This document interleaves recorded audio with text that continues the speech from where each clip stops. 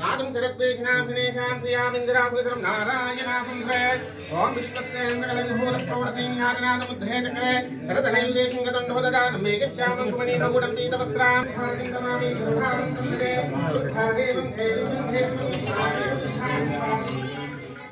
राधाराधान्मसंविधायिने नमो वयं वैष्णवनाय पूर्णे समेकामाय कामकामाय वाक्षिणामीश्वरो वैष्णवना ददातो कुबेराय वैष्णवनाय महाराजाय नमः ओम बल्हान् बल्हान् बलकोटिनोरार बल्हान् बल्हान् निन्धोल मणिवानं जवण्डसुरप्प अडिहोपणं निन्वोणं बिरवीरं ऐधां बल्हान् आन्धाल तिरुवडिले शरणो शरणं प्रपद्ये यार ఇక్కడ आएगा पदे प्रशाकालना वृद्धोना प्रतापवज्जदेह आञ्जनी कर्तसम्भूता प्रकाविक्रमवीरदीप्यदानव यक्षारक्षोगणग्रबन्धना भूतग्रबन्धना प्रेतग्रबन्धना विषादिग्रबन्धना महरिग्रबन्धना एहि एहि अगच्छ आवीशावीश मम पुरः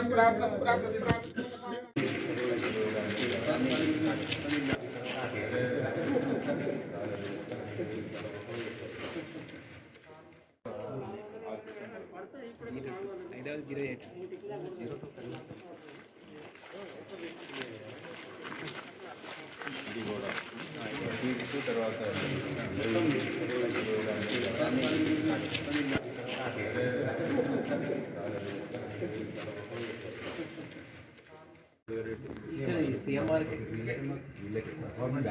గవర్నమెంట్ ఇచ్చి వాళ్ళు తర్వాత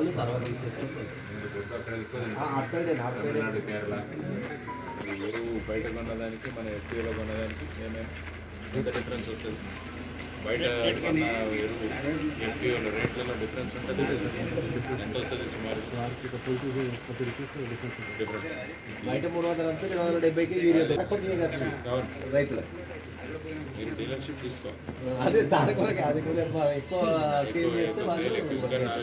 గ్రామాలు గడుపుకుంటే మీకు డీలర్షిప్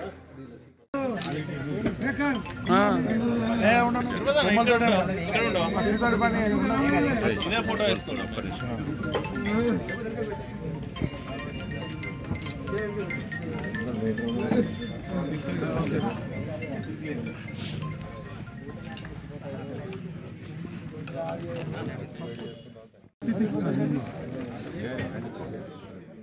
ఎప్పుడో 2004వ సంవత్సరం నుంచి ఇక్కడ రైతు మిత్ర సంఘాలు ఏర్పాటు చేసి మనకు అసిస్టెంట్ డైరెక్టర్ అగ్రికల్చర్గా రిటైర్ అయిన అశోక్ కుమార్ గారు ఈ గ్రామాన్ని ఒక ఆదర్శ గ్రామంగా మార్చే ప్రయత్నం చేశారు. అది చూడడానికి ఈరోజు రావడం జరిగింది.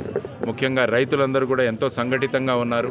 వీరందరూ కలిసి లక్ష్మీపూర్ ఫార్మర్ ప్రొడ్యూసర్ కంపెనీని ఒకటి ఏర్పాటు చేసుకుని సుమారుగా 14 గ్రామాల నుంచి 570 మంది రైతులు ఈ సంఘంలో ఉన్నారు. వారందరికీ కావాల్సిన ఎరువులు కావచ్చు, పురుగు మందులు కావచ్చు, ఇవన్నీ కూడా హోల్సేల్ ధరలకు తెచ్చుకుంటున్నారు. దానివల్ల రైతులకి పెట్టుబడి తగ్గుతోంది, పెట్టుబడి ఖర్చు తగ్గుతోంది. ఆ తర్వాత గోడౌన్ ఒకటి ఏర్పాటు చేసుకున్నారు. ముఖ్యంగా దానికి ఈ సమాఖ్య యొక్క అధ్యక్షులు తిరుపతి రెడ్డి గారు వారి భూమిని వారు ఆ గోడౌన్ కోసం ఇచ్చారు. అంటే గ్రామాల్లో ఎంత స్వచ్ఛత ఇంకా ఉన్నది అన్నది మనకు ఒక ఉదాహరణ. కాబట్టి గ్రామస్తులందరూ కూడా అందులో ఎరువులు కానీ, పురుగు మందులు కానీ, వాళ్ళు పండించిన పంట కానీ ఇది పెట్టుకుంటున్నారు.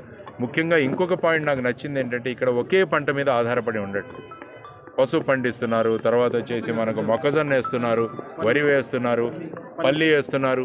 ఇవి చేయాలి ముఖ్యంగా, ఎందుకంటే వాణిజ్య పంటలు, తర్వాత వాటితో పాటు మామిడి తోటలు ఇవన్నీ తీసుకొని నేను ఇంకొకటి ఏంటంటే చెప్పేది ఫుడ్ ప్రాసెసింగ్ చేయండి. మనం ఏమంటే పండించినట్టు అమ్ముతున్నాం, కానీ ఈ పండించిన దాన్ని కనుక దాన్ని రూపాంతరం చేయగలిగితే దాన్ని ఫుడ్ ప్రాసెసింగ్ వాల్యూ అడిషన్ అంటారు. అది కనుక చేయగలిగితే దాన్ని ఎలా చేయాలన్నది అశోక్ కుమార్ గారు మేము వారికి మార్గదర్శనం చేస్తాం ఎప్పుడైతే అవుతుందో. ఎందుకంటే ఒక కొబ్బరి బొండా ఇప్పుడు 30-40 రూపాయలకు అమ్ముతున్నారు.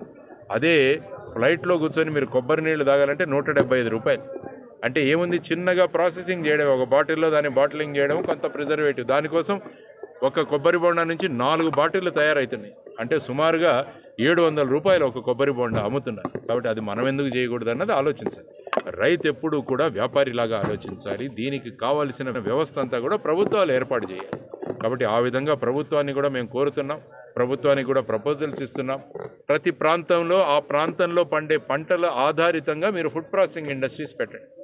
ఇప్పుడు చిత్తూరు చూసుకుంటే అక్కడంతా కూడా ఈ మ్యాంగో పల్ప్తో వాళ్ళు చేస్తున్నారు. వీళ్ళు స్లైస్ కొనుక్కుంటున్నారు, లేకుంటే రియల్ వాళ్ళు కొనుక్కుంటున్నారు. ఆ రైతులు ఎంతో ఆనందంగా ఉన్నారు. దానితో పాటు డైరీ కూడా డెవలప్ చేయాలి. పాడి పంట, ఈ రెండు చాలా ముఖ్యం. ఎప్పుడైతే పాడి దిశగా మనం వెళతామో మన రైతులందరూ కూడా ఆర్గానిక్ ఫార్మింగ్కి వెళ్ళొచ్చు, సేంద్రియ వ్యవసాయానికి కూడా వెళ్ళొచ్చు. దానివల్ల ఏంటంటే పెట్టుబడి తగ్గుతుంది. కాబట్టి ఇటువంటి విషయాలంతా తెలియజేసుకుంటూ ఈ గ్రామం చాలా ఆనందంగా ఉంది. మన తెలంగాణలో ఉన్న గ్రామాల ఆదర్శ గ్రామాలలో లక్ష్మీపూర్ కూడా అందులో నేను సమ్మిళితం చేస్తున్నాను. ఎందుకంటే ఇంతకుముందు ములకనూరు, గంగిదేవిపల్లి వీటికి వెళ్ళొచ్చాను, నేను చూసి వచ్చాను. ఆ తర్వాత లక్ష్మీపురం గ్రామానికి, లక్ష్మీపూర్ గ్రామం కూడా ఒక ఆదర్శ గ్రామం దిశగా తయారైంది. ఆ దిశగా వెళుతున్నారు. వారికి కావలసిన, ఎందుకంటే ఎప్పుడైతే రైతుల చేతుల్లో డబ్బులు ఉంటాయో అప్పుడు ఆ ఆనందాన్ని అందరికీ పంచుతాడు. ముఖ్యంగా యువతరం కూడా వ్యవసాయంలోకి రావాలని నేను చెబుతాను. ఎందుకంటే ప్రతిరోజు దేశంలో సుమారుగా